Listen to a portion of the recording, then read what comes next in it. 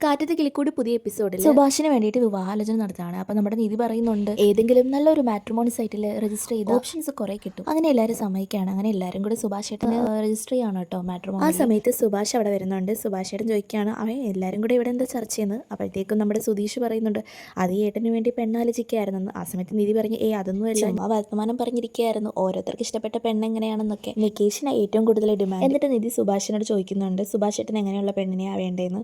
അപ്പോഴത്തേക്കും സുഭാഷ് പറയുന്നുണ്ട് എനിക്ക് അങ്ങനെയൊന്നും ഇല്ല മോളെ, ഒരു നല്ല കുട്ടിയായിരിക്കണം അത്രേ. എന്നിട്ട് സുധീഷ് ഇരുത്തിയിട്ട് ചോദിക്കുന്നുണ്ട്. അപ്പോൾ നമ്മുടെ നികേഷ് പറയുന്നുണ്ട് എനിക്ക് എങ്ങനെയുള്ളതെന്ന് വെച്ചാൽ സുന്ദരിയായിരിക്കണം, പഠിപ്പുണ്ടായിരിക്കണം, ജോലി വേണം എന്നൊക്കെ നികേഷ് പറയുന്ന കേട്ട് നിധി പറയുന്നുണ്ട് അവന് പോലും ഒരു ധാരണയുണ്ട്. അപ്പോൾ സുഭാഷ് പറയാണ് അങ്ങനെ ചോദിച്ചാൽ മുടി വേണം, നന്നായിട്ട് സാരി എടുക്കാറ്, പാചകം ചെയ്യാൻ അറിയണമെന്നൊന്നുമില്ല, പക്ഷേ ഞാൻ പാചകം ചെയ്യുമ്പോൾ എൻ്റെ കൂടെ വന്ന് നിൽക്കണം, ഞാനുണ്ടാക്കുന്ന സ്വാദൊക്കെ നോക്കി അങ്ങനെ എന്നൊക്കെ പറയുമ്പോഴത്തേക്കും സുധീഷ് കളിയാക്കുന്നുണ്ട്.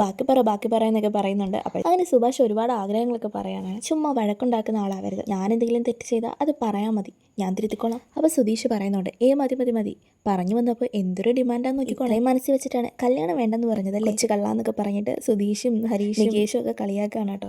അതിനുശേഷം നിധിയുടെ അടുത്ത് ചെന്നിട്ട് നമ്മുടെ സുധീഷ് പറയുന്നുണ്ട് എന്തൊക്കെ ആഗ്രഹങ്ങളായിരുന്നു, ഇങ്ങോട്ടേക്ക് വരുമ്പോൾ എന്തൊക്കെയായിരുന്നു, ഒരു ജോലി കണ്ടുപിടിക്കണം, 2 കാലിൽ നിൽക്കണം, ആകാശത്തേക്ക് പറക്കണം, ഇപ്പോഴേ വർക്ക് ചെയ്യാത്തൊരു ടിവിയും തുടച്ച് മാറലടിച്ച് സമയം കളയുന്നു. അപ്പോൾ നിധി പറയുന്നുണ്ട് അതൊന്നും ചെയ്യാൻ ആഗ്രഹമില്ലാഞ്ഞിട്ടല്ല, സർട്ടിഫിക്കറ്റ് വേണമെന്ന് ഇയാളോട് ഞാൻ പ്രത്യേകം പറയണോ. അപ്പോൾ നിധി പറയുന്നുണ്ട് ആദ്യം പോയി കോളേജിൽ അന്വേഷിക്കണോ. അപ്പോഴത്തേക്കും സുധീഷ് പറയുന്നുണ്ട് അന്വേഷിക്കണം മേഡം, അല്ലാതെ സുഭാഷ് ഏട്ടന് കല്യാണം ആലോചിച്ച് സമയം കളയല്ലേ വേണ്ടേ. ഈ സമയത്ത് നിധി പറയുന്നുണ്ട് സുഭാഷ് ഏട്ടൻ്റെ കല്യാണക്കാര്യം പറയുമ്പോൾ നിങ്ങൾക്ക് എല്ലാവർക്കും ഉഴപ്പ്, സുഭാഷ് ഏട്ടൻ്റെ കല്യാണം കഴിഞ്ഞാൽ നിങ്ങൾക്ക് എല്ലാവർക്കും വെക്കാനും വിളമ്പാനും അലക്കാനും സുഭാഷ് ഏട്ടനെ കിട്ടില്ല എന്ന് വിചാരിച്ചിട്ടല്ലേ. ആ സമയത്ത് സുധീഷ് പറയുന്നുണ്ട് മനസ്സിൽ പോലും വിചാരിക്കാത്ത കാര്യം ഇങ്ങനെ പറയല്ലേ, ഇയാൾ വിചാരിച്ച പോലെ ഇയാളുടെ എല്ലാ ആഗ്രഹവും നടക്കണമെന്ന് എനിക്കും ആഗ്രഹമുണ്ട്, അതുകൊണ്ട് ഞാൻ പറഞ്ഞതാ. തക്കലയിലെ എൻ്റെ ഒരു കൂട്ടുകാരിയോട് ഞാൻ ചാറ്റ് ചെയ്തതേ ഉള്ളൂ രാവിലെ, നാളെ അവളെ കോളേജിലേക്ക് വരാമെന്ന് പറഞ്ഞു സുധീഷ് പറയുന്നുണ്ട്. അപ്പോൾ ഒരു കാര്യം ചെയ്യും, നാളെ രാവിലെ തന്നെ ട്രാവൽസിൽ നിന്ന് കാർ വരാൻ പറയാം, എന്നിട്ട് നമുക്ക് റെസ്റ്റോറൻറ്റിൽ പോയി ഉച്ചയ്ക്ക് ഒരുമിച്ച് ഭക്ഷണം കഴിക്കാം, എന്നിട്ട് വൈകുന്നേരം ആകുമ്പോൾ തിരിച്ച് വരാം. അപ്പോഴത്തേക്കും നിധി പറയുന്നുണ്ട് ഇയാൾ വരണമെന്ന് ഞാൻ പറഞ്ഞില്ലല്ലോ, ഞാൻ ഒറ്റയ്ക്ക് വെക്കോളാം. സുധീഷ് പറയുന്നുണ്ട് ഞാനൊരു ഡ്രൈവറായിട്ട് വന്നോളാം. എന്നിട്ട് സുധീഷ് പറയുന്നുണ്ട് എന്നെ വിശ്വസിച്ചല്ലേ നിധി ഈ വീട്ടിൽ താമസിക്കുന്നതെന്ന്. അപ്പം നിധി പറയുന്നുണ്ട് ആര് പറഞ്ഞു, നിങ്ങളെ വിശ്വസിച്ച് ഞാൻ ഈ വീട്ടിൽ താമസിക്കുന്നില്ല, എൻ്റെ ചേട്ടൻ്റെ സ്ഥാനത്തേക്കാൻ സുഭാഷ് ഏട്ടനും അനിയന്മാരുടെ സ്ഥാനത്ത് നികേഷും ഹരീഷും ഒക്കെ ഉള്ളപ്പോൾ